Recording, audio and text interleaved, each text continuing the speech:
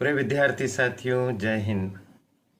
इस वीडियो में हम आपको यह बताने जा रहे हैं कि मुख्यमंत्री युवा इंटर्नशिप योजना के अंतर्गत इंटर्न के रूप में आपके चयन के लिए क्या प्रक्रिया अपनाई जाएगी और उस प्रक्रिया की तैयारी कैसे करेंगे।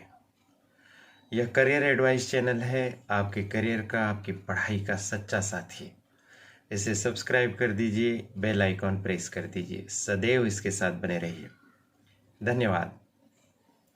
युवा साथियों, मुख्यमंत्री युवा इंटर्नशिप योजना के अंतर्गत आपके चयन के लिए साक्षात्कार का आयोजन होगा।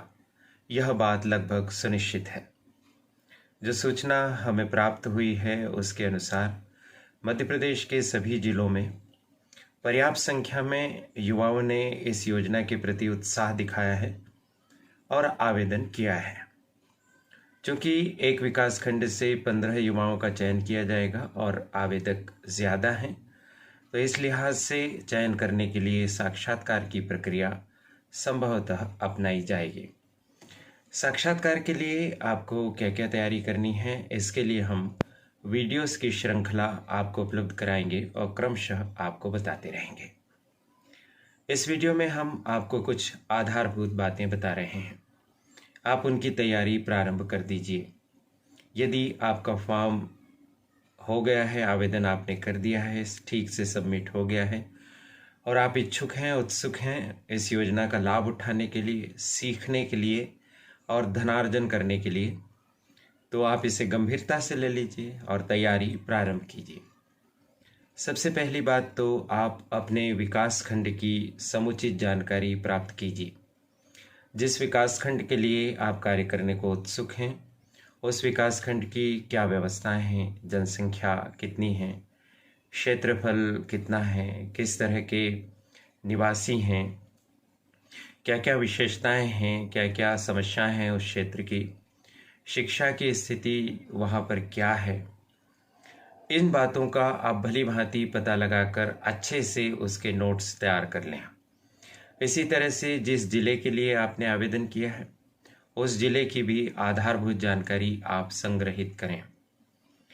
जिले में कितनी तहसीलें हैं, कितने विकास खंड हैं, जिले के प्रशासनिक अधिकारीगण कौन कौन हैं, पुलिस अधिकारीगण कौन हैं, जिले से राजनीति में बड़े नाम कौन से हैं, विधायक महोदय, सांसद महोदय, या राजनीति में और आगे बढ़े हुए हैं। जैसे बड़वानी ज़िले की अगर हम बात करें तो बड़वानी ज़िला इस मामले में काफ़ी समृद्ध है।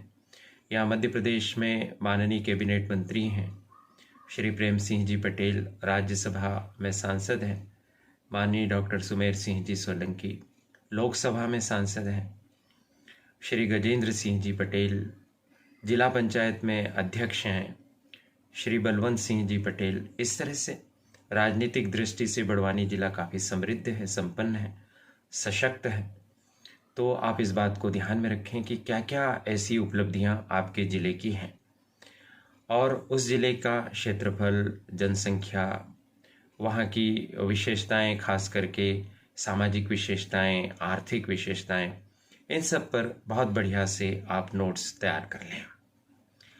इसके अलावा आधारभूत तैयारी में आप अपनी जो एकेडमिक आपने उपलब्धि हासिल की है, जो शैक्षणिक योग्यता आपने प्राप्त की है, उससे संबंधित बातों को जरा दोहरा लीजिए। उदाहरण के तौर पर आपने बीए किया है मान लीजिए, तो आपने बीए में कौन कौन से विषय पढ़े हैं, उन विषयों की खास खास बातें थोड़ा सा ध्यान में रख लीजिए। जैसे मान लीजिए आपने इतिहास पढ़ा है तो इतिहास के कुछ मुख्य चैप्टर्स की खास बातें अपने दिमाग में दोहरा लीजिए।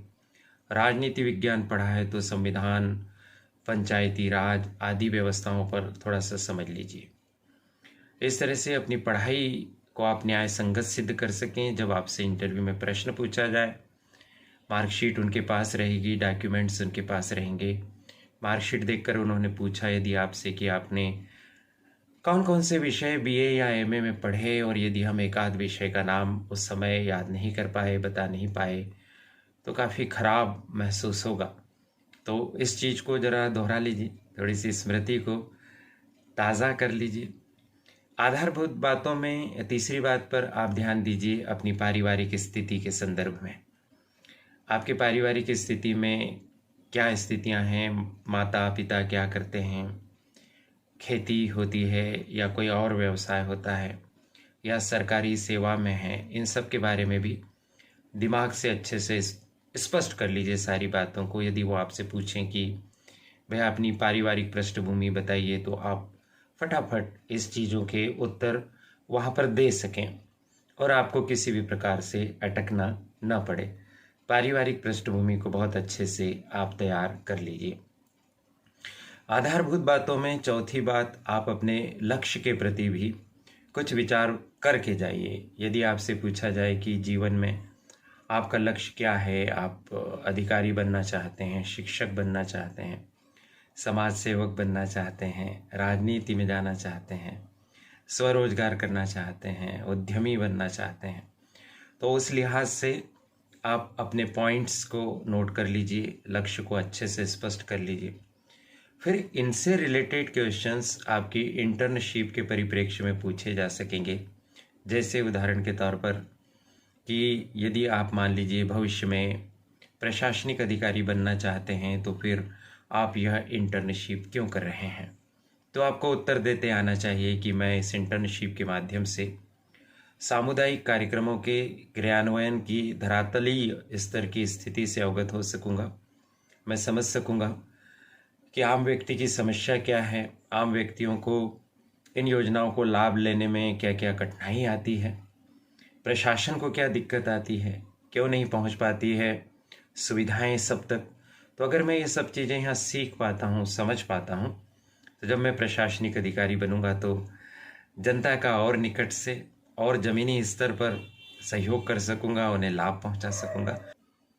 कहने का तात्पर्य यह है कि आपके जीवन का जो भी लक्ष्य है, उस लक्ष्य से आप इंटर्नशिप को कोरिलेट कर पाएँ, इस बात की क्षमता आप में अवश्य ही होनी चाहिए।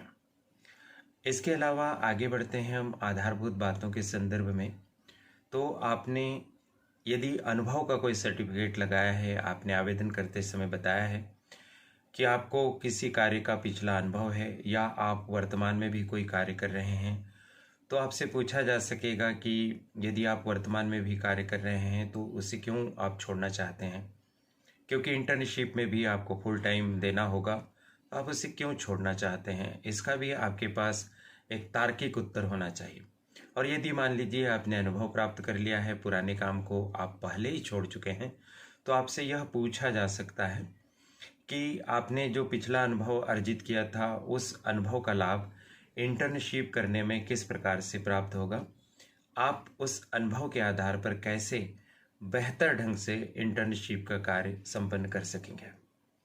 इसके अलावा एक आधारभूत प्रश्न आपसे यह पूछा जा सकता है कि आप इस इंटर्नशिप को करने में क्यों रुचि रखते हैं, इस इंटर्नशिप के माध्यम से आप जीवन में क्या प्राप्त करना चाहते हैं। ये हमने कुछ आधारभूत टॉपिक्स को आज डिस्कस किया। आगामी वीडियोज़ में हम इस श्रृंखला को निरंतर जारी रखेंगे और आपको सहायता प्रदान करने की पूरी कोशिश करेंगे, आप अच्छे से तैयारी कर सके। इसके लिए हम इस चैनल के माध्यम से पूरी व्यवस्था करेंगे। यह करियर एडवाइस चैनल है, इसे आप सब्सक्राइब कर दीजिए और बेल आइकॉन को भी प्रेस कर दीजिए। इसके साथ सदैव आप बने रहिए। कमेंट बॉक्स में जब आप अपनी कोई बात लिखें तो अपने शहर का नाम, अपने कॉलेज का नाम अवश्य ही लिखिए। आप इस श्रृंखला में किस किस तरह की सहायता चाहते हैं, किन विषयों पर मार्गदर्शन चाहते हैं, क्या आप कोई मॉक इंटरव्यू भी चाहते हैं, सब बातें कृपया आप अपने मन की उल्लेख करें ताकि हम आपकी सहायता के लिए वीडियोस बना सकें। आपके लिए महत्वपूर्ण जानकारी उपलब्ध कराने का अवसर करियर एडवाइस चैनल ने मुझे प्रदान किया। इसके लिए चैनल की संचालिका प्रीति गुलवानिया जी और उनकी परिश्रमी टीम के प्रति बहुत बहुत आभार। आप सभी को शुभकामनाएं। नमस्कार।